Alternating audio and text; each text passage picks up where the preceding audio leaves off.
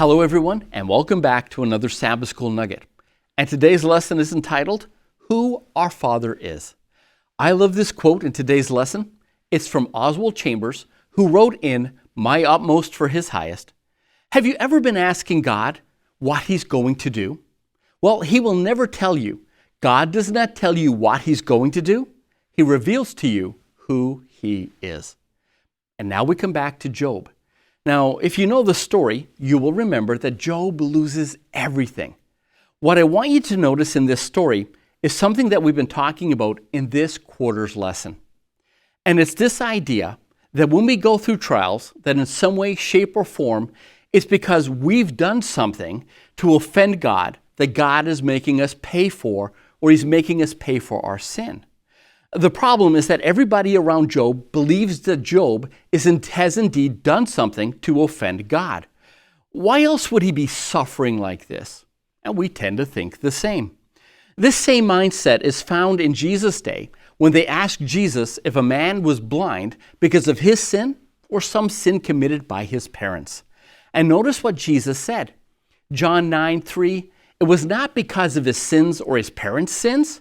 Jesus answered, this happened so that the power of God could be seen in him. Did you catch what Jesus is saying? This has nothing to do with sin and punishment. This is about the revelation of who God is. And this right here was the issue at stake in the book of Job. Job wasn't being punished for some sin. Job said he was righteous before God, and God acknowledged the fact. This wasn't about sin and punishment.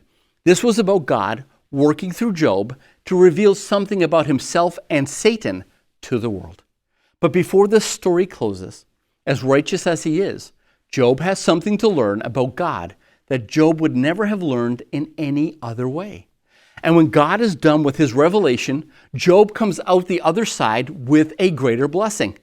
Not the blessing of great wealth and family, but with a greater understanding and appreciation of who his God is. The man who said, though he slay me, yet will I trust him, apparently had more to learn about God, and God was eager to show him. After all, God is determined that we should come to know him. Again, thank you for stopping by. If you have any questions or comments, please share them with us.